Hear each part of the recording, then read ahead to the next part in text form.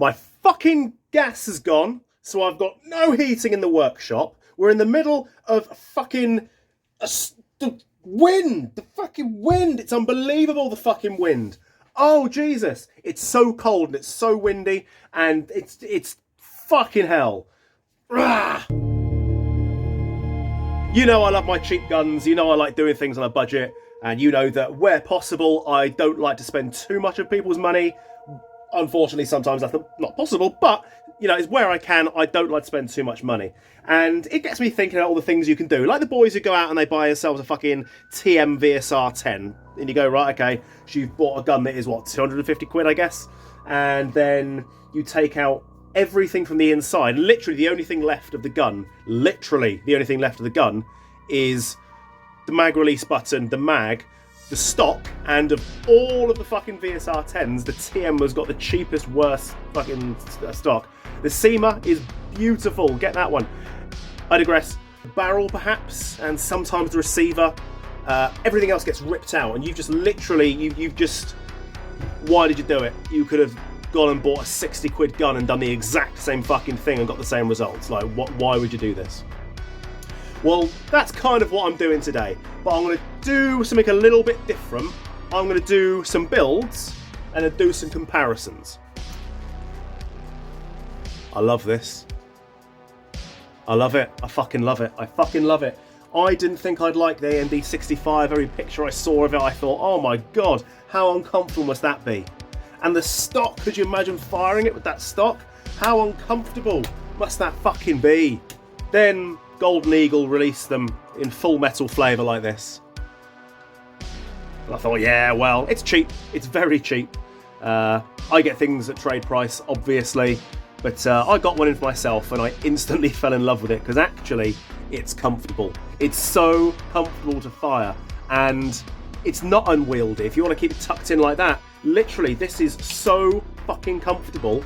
It's so comfortable. The stock is able to fold the correct way. Rather than folding back on that way, you can still have rails if you want to, because the stock goes around here. And look at the way it drops down. It's comfortable. I'm still able to get to the trigger perfectly. The selector, perfectly. I love it. I love it. I love it. I love it. I love it. I absolutely love. I love it. If I was ever an endorsement for a fucking gun, which AK shall I get? Oh my god, the SEMAs are so good, but fuck me. The Golden Eagle AMD 65 is absolutely fucking gorgeous. It's absolutely gorgeous. So, yeah, as much as I hate myself for it, I absolutely love it. I love it, I love it, I love it. Technically, I'm working on this gun. This is my gun I bought for me. Technically, I'm working on this gun. I think you'll realise pretty quick. It's actually... I'm not really doing that much work on this fucking gun. Come on. Oh, you bitch. They've nailed it, though. They've nailed it, so you can put a bit of grasp on it. Don't want to scratch anything. There you go. Right. Tech's worst nightmare. Scratching up the outside of the selector. But they nailed it, so you can undo it and grip it. How fucking good's that? You might be asking why I'm doing this. I'm going to waste your time with it. Do love wasting some time.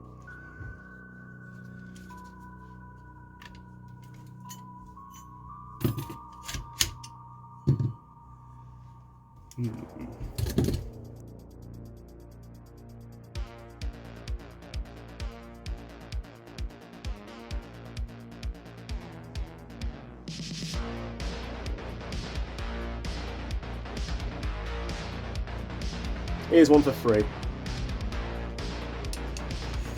Get the gearbox out.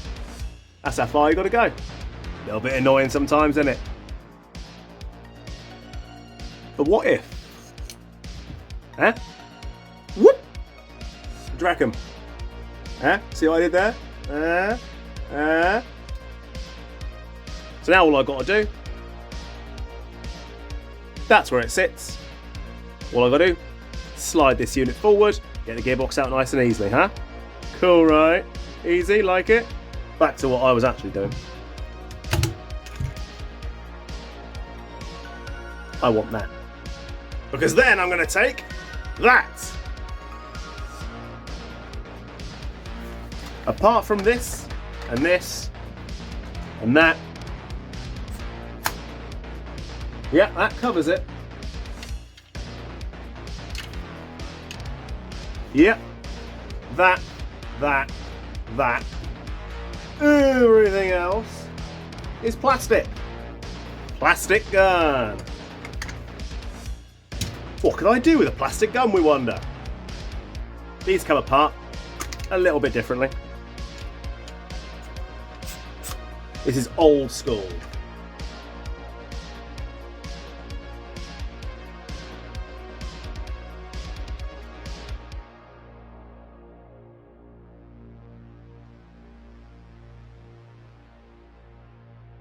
Now I can say without a doubt in my mind, that is going to sound better than that, but that is going to last longer than that.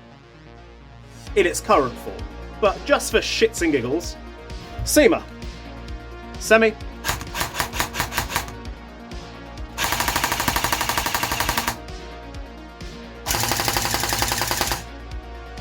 Okay, fine, sometimes I'm wrong.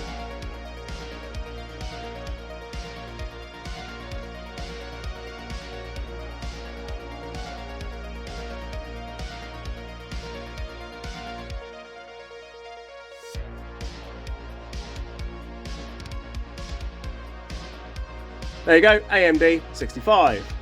With the SEMA gearbox, I'm keeping the plastic top cover, and I'll show you why. Standard motor, solid bushing, no MOSFET yet, will be in a second. Cut-off lever taken out so that I can make sure everything's working perfectly in full auto. I've got to keep my little thumb, so there is contact happening there. That'll come out when the MOSFET goes in. M130, DSG gear, as you can see. I've done my own modification to the cylinder to make sure that it's absolutely bob on for the volume of the gun. Ready? Bear in mind, no MOSFET, no cut-off lever, standard motor.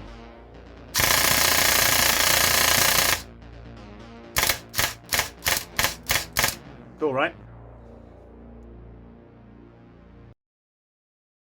Okay, this is my end result.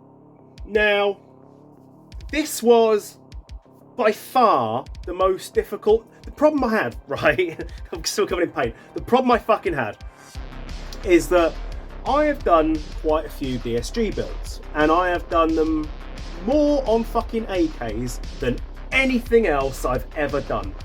And when one of my regular customers came to me and said, you know, I want a gun that's super snappy and all this stuff and be really, really like out there and fucking hilarious, this is what I came up with. And I didn't intend, first of all, I didn't intend it to look cool as fuck, alright? I didn't. And I think it does look cool as fuck. I absolutely fucking love the purple I've put on it. I absolutely love it, right? I did not intend for this to be cool as fuck. Now, the issue I had with it is that nothing I could do could bring it up to power in the way that I wanted to bring it up to power. It was always sitting at around 250 FPS, and that would be with anything from an M120 spring, which is actually not bad. DSG wise, it's pretty good. But then when I'd get in there with something bigger, like, and I tried all fucking these. I mean, I really got in there. One of these is an M1, fucking, that's an M180. That one's crazy. And no, it's this one. Sorry, that's an M180. That's fucking mental. And I just, no matter what I did, it was going, nah, 250 bruv, 250 bruv, 250 bruv. And it's only because I think that I used the cheapest decent platform that I could. And obviously you can pick these guns up from Taiwan Gun, not including shipping and shit, but you can pick these up for like 65 quid, you know? So the fact that it looks cool as fuck, it just goes to show that you don't need a full metal gun to have something that looks, you know, cool as fuck. I went through everything. I went through fucking everything. Now there's the warhead motor in here, the fucking DSG gear. I found that with the SHS DSG gear, it was bollocks. It wasn't good. I was sent a SHS gear and I was sent the knockoff as well. And one was in a V3 set, one was in a V2 set. I like modifying the tappet plate myself. so that I can put things the way I want it and mould the tappet plate so it really does line up perfectly. Not just cut the bottom off, but really line it up so I get the best compression versus feeding and all that shit. And it was a ball ache. The packaging is almost identical, right? Anyway, this is the V2 type. As you can see, this here is exactly the fucking same diameter as the top half. So the bottom half that connects to your spur gear, exactly the same as the top half. This one is the knockoff. The real one, the actual base part, the spur gear part, stood up so far that it was taller than here. And the gears, the teeth, they weren't fucking flat like this. They were like that. So I had to literally smooth out the teeth and make sure they're the right size and shape. And it's absolutely bizarre. This looks exactly the same as my other knockoff DSG gears. The SHS literally was of less quality, and that bugs me. So that was my first issue. I didn't get any issues with shimming because I've not changed out the bushings. They're still solid steel bushings that come as standard. What I did is, obviously you saw I fucking ripped the gearbox out of my Golden Eagle AMD 65 and I stuffed it into this one, vice versa. So that was only so I could have the quick change spring. As you can see, I've done at the back here, quick change spring. That just makes it a lot easier going backwards and forwards, trying to fit springs and make it the best it can be. I didn't want this going over 300 feet per second. But I was pissed off I couldn't get over 250. And I've done so many fucking AKs like this, so many AKs, that it was driving me fucking bonkers. Really was driving me fucking crazy.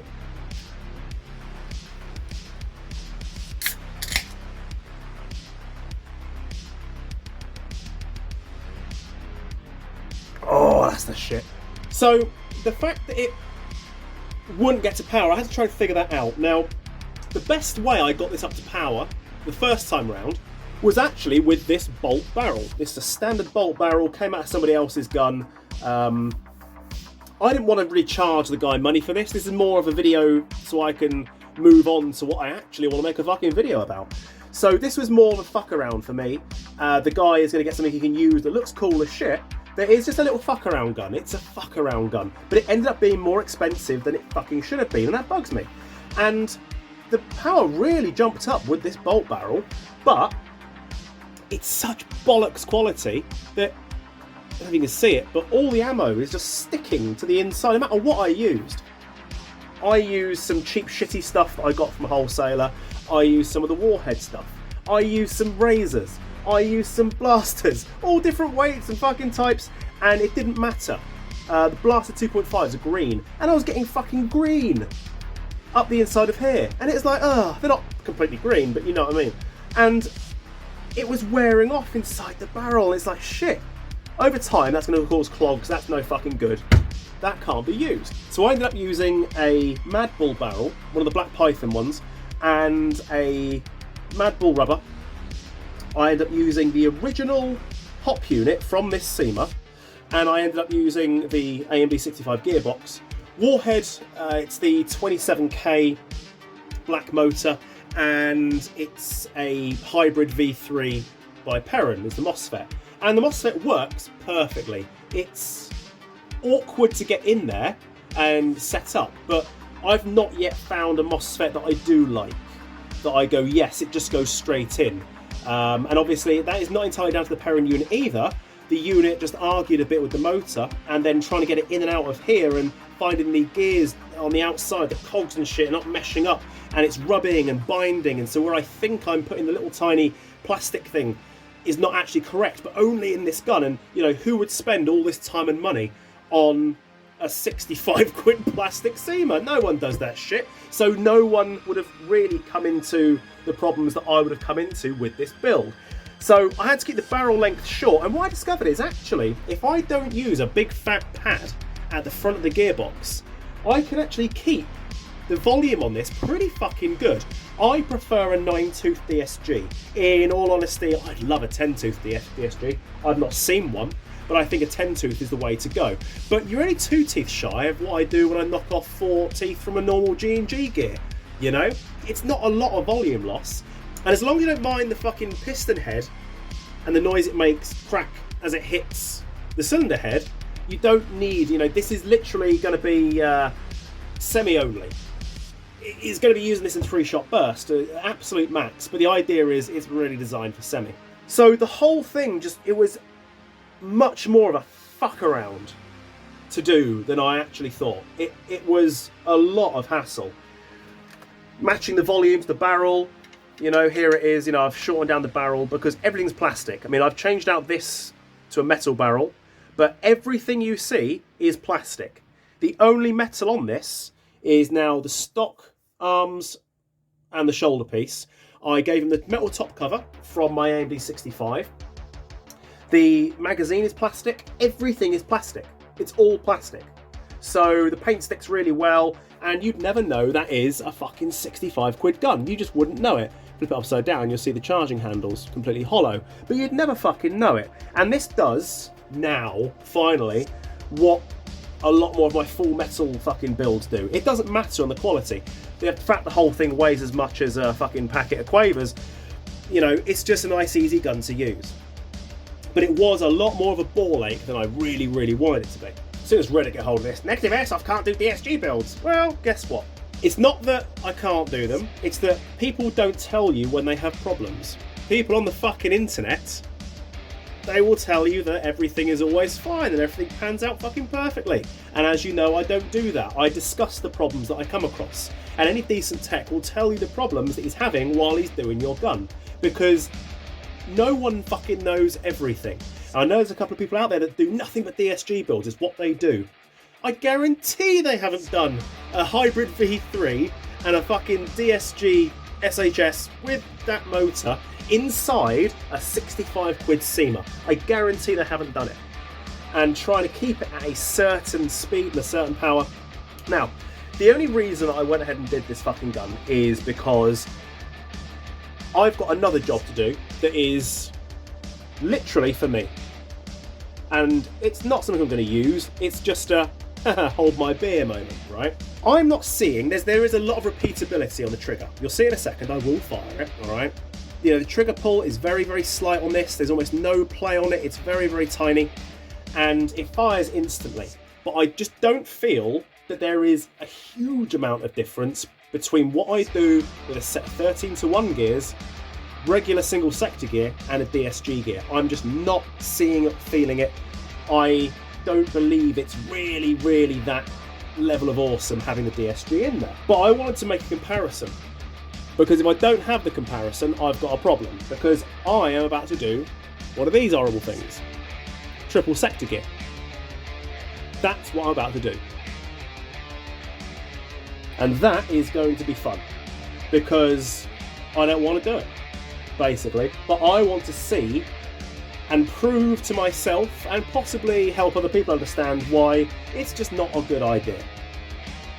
First things first, you do need a bigger spring to get, using one of these, between 280 and 300 is fine, but anything less than that, you're kind of outgunned. You've got an AEP powered thing at most. And I don't believe that using a triple sector gear versus using a dual sector gear is going to have any substantial difference in the way the semi-auto fires, how it fires, the repeatable speed on the trigger. It's obviously going to fire a higher rate of fire, but I don't care about that because high rate of fire, let's imagine it this way. When your piston goes flying forward, clack, if the gun is putting out, say, 300 feet per second, no matter what spring you're using, no matter what piston you're using, whatever gears you're using, it doesn't matter because it's still imparting the same energy on the front of your gearbox. So semi-auto won't matter. But it's the repeated pneumatic drill kind of fucking jackhammer smashing of a triple sector gear that's going to fuck up a gearbox casing. It's just going to be a vibration machine and it's going to wreck the thing. It's just going to come apart. There's not a doubt in my mind. It will just come apart. You are going to vibrate it to death. But if we're running it on semi-auto, it should be perfectly fine. But I just don't believe... I'm going to have to use a bigger spring. I'm going to have to use a bigger spring. So I don't think it's actually going to fire any faster in semi I can literally fire it that fast. I don't believe it's going to be any faster. That's my belief structure, having never done one before. I'm going to give it the best chance by probably going with, I'm going to use a warhead motor in it. I'm going to use probably a 13-to-1 gear set if possible. I've never fitted one of these. And I want to make it so it's, the semi-auto is what matters, but I don't believe that is really going to speed up over the DSG, because it's only so fast, your fingers can really go. So that's my plan, that's what I'm going to do with it, and there will be a video about it. It'll be one of these, and I'm going to throw it inside a ZCI casing. I just want to see, I want to prove something, because I'm getting some fantastic, amazing results out of 13-to-1 gear sets, but also out of standard 18-to-1 gear sets with a combination of the MOSFETs that I use and the motors that I use and the way I do it. I'm getting great results, and I'm just trying to prove to myself that it's not required to go through this much effort, and that this is basically a wasted effort. If they made a DSG gear that was 10 teeth, I reckon you'd get the most out of it. I don't know how that would work. I don't know if that would even work at all. There's got to be a reason why they put 9 and 8 teeth on these, but I reckon 10 teeth is probably the way to go if you are only interested in semi-auto. Let's make that clear. So hey, if you want to make one, that's somebody do that fucking shit. So that's the plan. That's what I'm going to do. That's why I did this gun this way. I suppose you want to hear it fucking fire.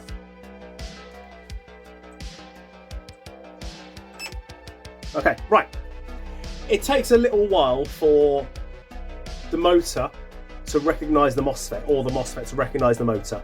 I don't know why that is. It's just a thing whereby two companies never discuss with each other. You know, why would they ever do that? They argue, don't know why. But once they've stopped arguing, it's all right. So, semi.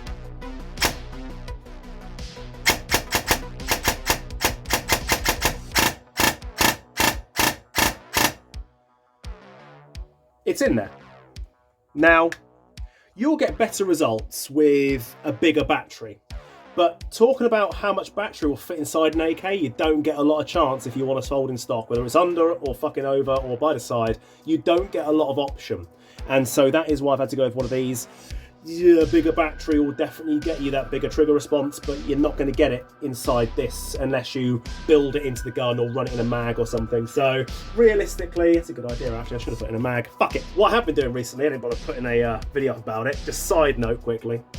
Side note, what I have been doing is I've been buying up broken EOTechs, because A, I like the look at them, and B, they make perfectly good battery boxes. If you do it right, you can wire it and keep a big fat battery in a fucking EOTech, and it still powers the EOTech and your gun, just so you know. So you are stuck with a certain battery.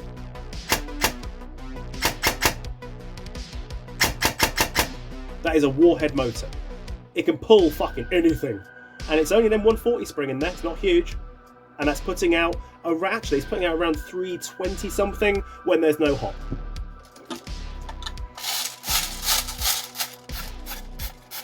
I love these mags. Absolutely love these mags.